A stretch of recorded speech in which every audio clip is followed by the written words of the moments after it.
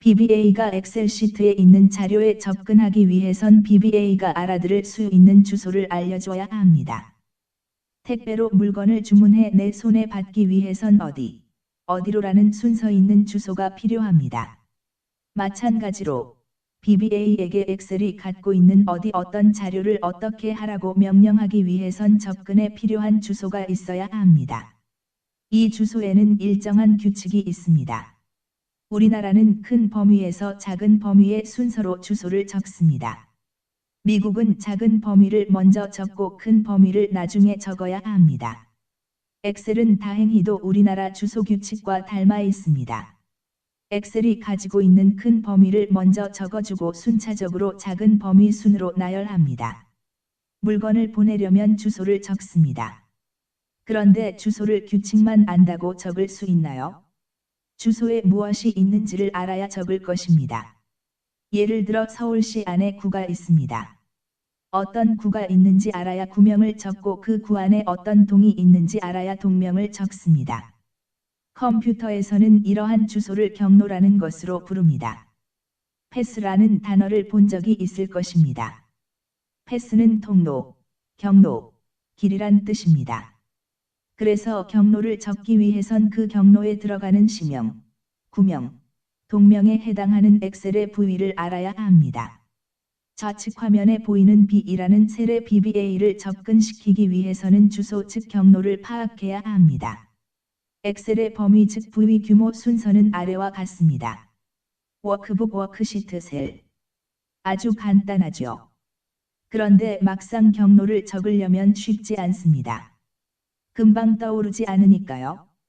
워크복스, 엑셀 파일명, 워크시트, 시트명, 셀즈 괄호 열고 행위치갑 콤마 열위치갑 괄호 닫고. 이것을 기본 경로로 외우세요. 섭시트에 자료 접근하기. 프로시저 영역 안에 마우스 좌클릭 한번 해주고. 키보드 F8번 키. 프로그램 순차 실행을 한번 눌러줍니다. 순차는 하나씩 순서대로 차례대로란 뜻입니다. 키보드 F8번 키. 프로그램 순차 실행을 한번 더 눌러줍니다. 총 2번 누름. 키보드 F8번 키. 프로그램 순차 실행을 한번 더 눌러줍니다. 총 3번 누름. 키보드 F8번 키. 프로그램 순차 실행을 한번 더 눌러줍니다. 총 4번 누름. 키보드 F8번 키. 프로그램 순차 실행을 한번 더 눌러줍니다. 총 5번 누름. 키보드 F8번 키를 5번 누르지 않고 한꺼번에 모두 실행시키고 싶으면 편집기 화면 위쪽에 옆으로 누운 삼각형 버튼을 눌러줍니다. 이때도 커서는 프로시저명 안에 클릭돼 있어야 합니다. 마우스를 프로시저명 영역 안에 좌클릭 한번 해주고 키보드 F8키를 4번 눌러줍니다. 그러면 이 화면처럼 보입니다. B2셀 등호 S 등호 C4셀. C4를 셀의 행열값으로 바꾸기 헷갈리시는 분은 C4는 열 플러스 사인 행으로 행값은 4. C는 좌에서 우방향으로 알파벳 나열 순서니 A는 1, B는 2, C는 3 이런 식으로 계산하면 쉽습니다. 셀의 DNA는 행, 열의 구조다 기억나세요. 배열 변수에서 한번 말씀드린 내용입니다. 이것만 기준으로 기억하고 있으면 셀 위치를 부르는 호칭, C4셀 등, 이나 뒤에 설명할 레인지, C4초의 주소를 셀즈, 행, 열, 주소로 바꾸는데 헷갈리지 않습니다. 동일 시트 내 C4셀에 S값을 넣는 코드는 위에서 설명한 B2셀에서 S변수로 가져오는 코드의 반대 순서입니다. 즉 등호 이퀄이라는 등식을 기준으로 오른쪽부터 컴퓨터가 먼저 해석을 하고 이 해석이 끝나면 등식을 기준 왼쪽으로 이동시켜 해석, 처리를 시작합니다. 처리한 값의 이동 방향은 항상 우에서 좌입니다. 등식을 기준으로 오른쪽에서 왼쪽으로 값이 흐릅니다. 변수 S가 C4셀의 값을 넣었다고 자기가 가지고 있는 값을 잃는 것은 아닙니다. 택배에 비유했지만 이해를 돕기 위해 경로를 설명한 것이고, 프로그램상 코드에 있어 변수가 값을 어느 변수에 주고 어느 셀에 값을 넣고 해도 다른 값을 받아들이거나 그 변수를 비우거나 하지 않는 이상 프로시저가 실행되는 시간 내에선 값을 가지고 있습니다. end sub라는 코드를 만나고 그것을 처리하면 비로소 s라는 변수가 자동으로 소멸됨과 동시에 값도 사라집니다. 즉 메모리에서 자동으로 빠집니다. 이것을 지역 변수라고 부릅니다. 프로시저 안에서 선언돼 변수 그릇이 만들어졌다가 프로시저 실행이 끝나면 자동으로 사라지는 변수, 지역 변수입니다. 워크복스 복수입니다. 복수 명칭을 기억하세요. 수많은 엑셀 파일들이 있습니다. 그것들 중에서 괄호 열고 안에 어떤 이름을 넣어 특정시킵니다. 파일 이름은 숫자가 아니고 글자, 문자입니다. 수를 가장한 숫자 문자도 있습니다. 자세한 내용은 자료형 쉽게 설명 동영상에서 다룹니다. 이 워크북을 다른 명칭으로 문서명, 파일명, 엑셀명, 엑셀 파일명 이렇게 부르는 경우가 있습니다. 엑셀 PBA에서 다루는 정식 명칭은 워크북입니다. 한 개 워크북은 한 개 문서이고 한 개 엑셀 파일이다 라고 기억하세요. 현실 세계에서 사무실이나 책상에 파일철 한번 보세요. 여러 가지 종이들이 묶여 있죠. 이 종이 한 장을 시트라고 부릅니다. 엑셀에서 시트 1, 시트 2 이렇게 부르는 말이 종이 한 장, 종이 두 장 이것입니다. 문서명은 문자로 이루어졌으니 엑셀 PBA에서 어떤 문자를 적을 경우엔 반드시 쌍따옴표로 묶어줍니다. 규칙입니다. 그래서 수많은 워크북들 중에서 내가 사용하는 문서명은 이것이야 라고 특정할 경우 딱 짚어 가리키는 것, 등호, 워크복스, 문서명, 대쉬 워크복스, 엑셀 파일명 확장자,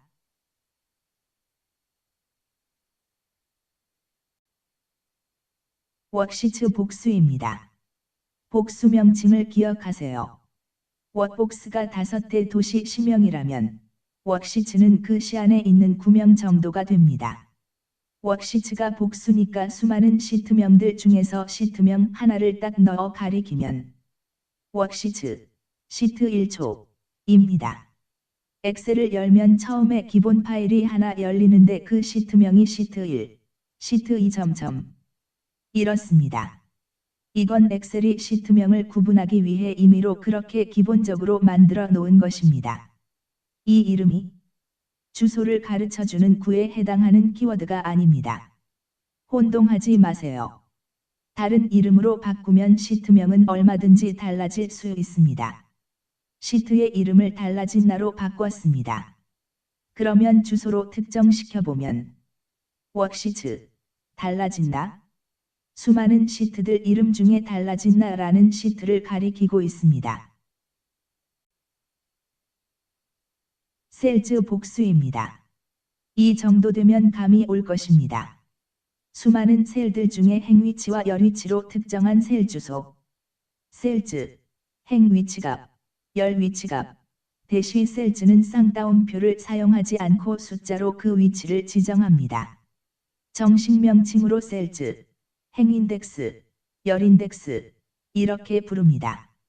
주소 위치로 보면 구 안에 있는 동명 정도가 됩니다.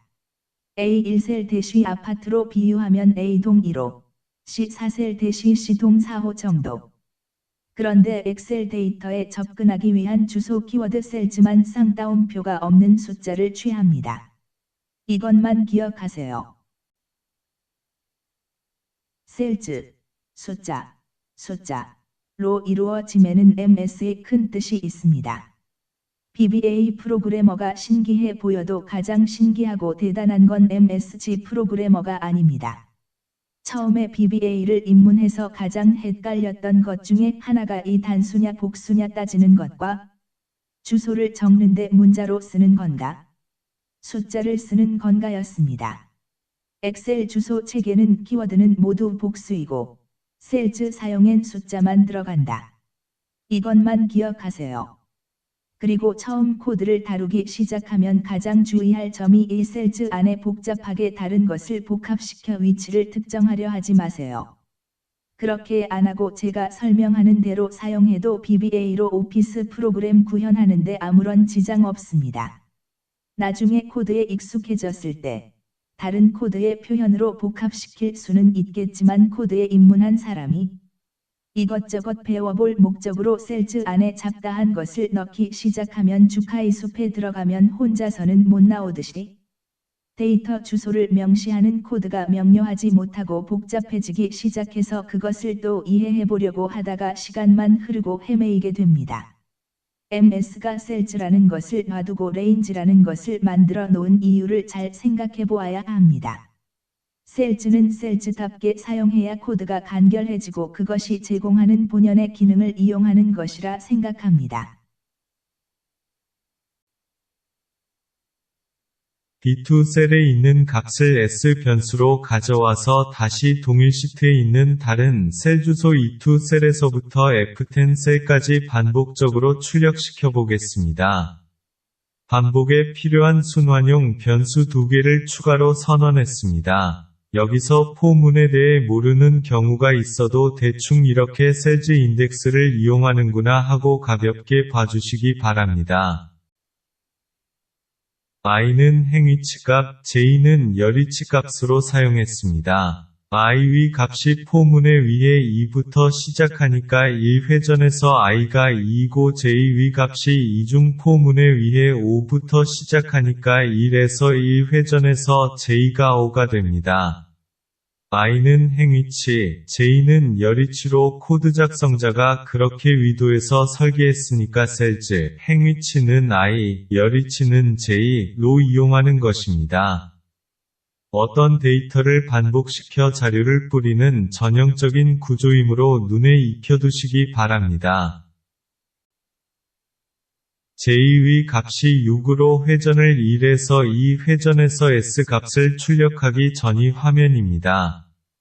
여기서 F8키를 누르면 해당 노란색 줄에 코드가 실행됩니다. F8키를 한 번 더 눌러 실행시킨 화면이고 좌측 시트 화면에서 F2 셀 즉 2행 6열의 자료가 출력이 되었습니다. end sub라는 코드에 마우스 좌클릭 한 번 해주고 키보드 F9키를 누르면 중단점이 생깁니다. 코드가 실행되다가 이걸 만나면 여기서 딱 멈춥니다. 나머지 포문 순환을 다 돌려서 보려면 키보드 F5키를 누릅니다. 그러면 이 화면과 같이 나오고 엑셀 시트 화면을 보면 설계했던 대로 원하는 영역의 자료를 모두 출력시켰습니다. 지금 보신 화면이 프로그램 코드를 작성하고 디버깅하는 장면입니다. 디버깅은 프로그램 개발의 필수입니다. 다른 건 나중에 알아도 지금 언급하는 펑크션 키는 반드시 외우시고 손에 익숙해질 때까지 사용하세요. 이건 VBA 함수를 외우는 것만큼이나 중요한 포인트요 핵심입니다. F8키, 한 줄씩 코드 실행, F9키, 중단점 설정, 해제, F5키. 전체 코드 실행 중단점을 만나면 실행 중단 F8 악셀, F9 브레이크, F5 풀악셀 그리고 프로시저를 모두 끝내기 전에 디버깅하면서 마우스 포인터를 변수명에 살짝 갖다 대면 조그만 메모 박스가 뜨면서 그 변수가 현재 갖고 있는 값을 보여줍니다. 지금까지 코드 화면을 보면서 뭔가 달라진 점이 있었나요? 가장 무서운 질문이죠. 나 뭐 달라진 거 없어 하고 묻는 거요. 워크시트 등호 시트, 축약형입니다. 그리고 경로를 구성하는 엑셀 용어가 workbooks.worksheets.sales입니다. 각각의 주소를 구성하는 키워드를 연결시켜주는 것이 점이고 이것을 닷 연산자라 합니다. 점이 연산자였어. 네, 이 엑셀 VBA에서는 이 닷 연산자가 하는 역할이 있습니다. 주소 구성 요소 간 연결, 어떤 객체의 속성을 연결, 어떤 객체의 메소드를 연결. 매번 연결시킬 때마다 프로세서가 열심히 돌아가며 처리합니다.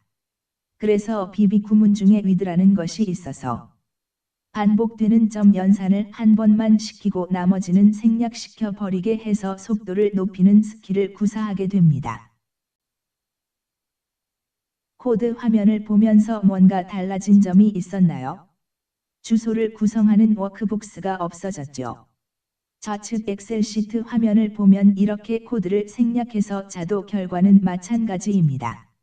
이유는 내가 출력을 시키고자 하는 시트가 활성화되어 있다면 굳이 그 시트를 소유하고 있는 큰 범위의 워크북스명을 특정해주지 않아도 됩니다.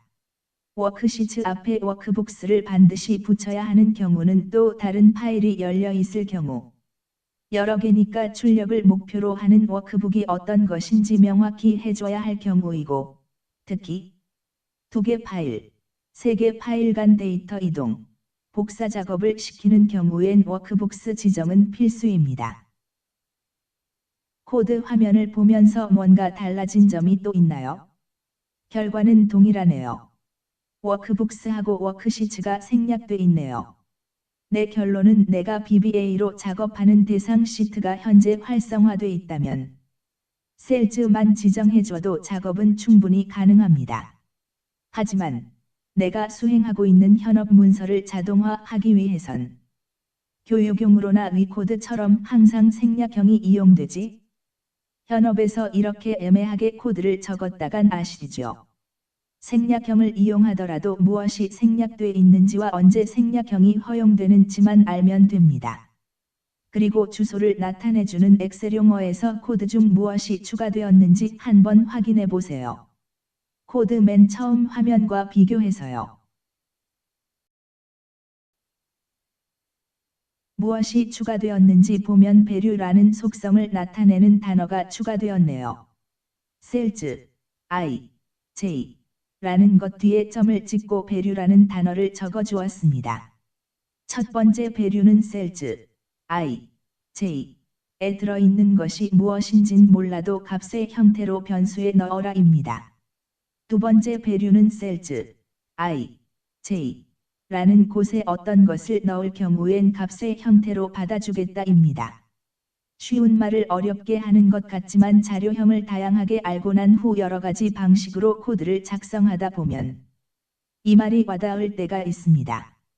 다른 여러 참고서를 보면 값이다 라는 표현만 하고 끝냅니다. 그럼 s라는 변수에다가 점 찍고 s라는 변수에 있는 것을 값의 형태로 셀에다가 넣어라 라고 코드를 짜면 수직어가 잘못되었습니다. 잘못된 수식어라는 글과 함께 당장 엘로카드를 받습니다. 왜 그럴까요? 변수를 만들 때 자료형이라는 키워드와 함께 적으면서 선언합니다. dimsas 스트링 변수 s를 문자열형으로 만들어라. 쌍따옴표로 묶이는 글자만 담을 용도의 글은 만들어질 때부터 s라는 변수는 이미 결정돼 버린 것이죠. 즉 s 자체가 값이고 값이 s입니다. 이름으로만 대체된 것이죠. 그래서 s는 문자열형 값인 것입니다. 또 다른 표현으로 s는 값을 담는 변수이지 개체가 아니므로 점 연산을 붙일 수 없다입니다.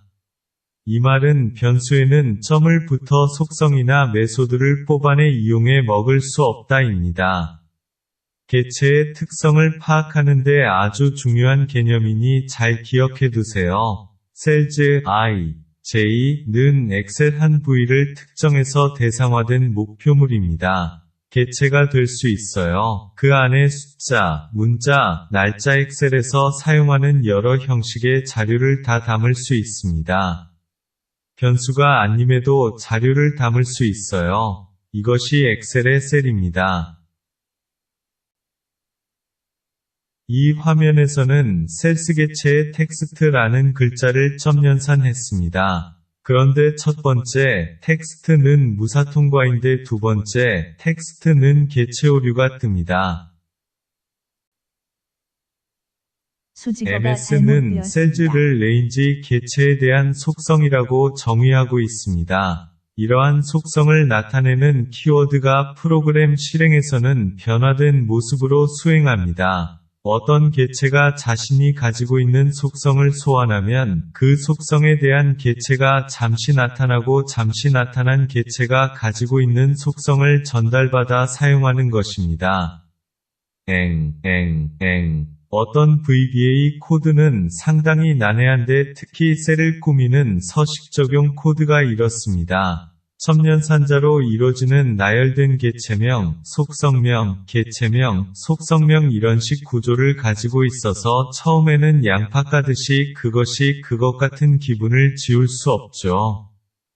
지금은 억지로 개념을 이해하려 할 필요는 없지만 VBA에서는 개체와 속성의 관계가 이렇듯 점으로 사슬처럼 이루어져 코드가 구성된다는 점만 파악하면 되겠습니다.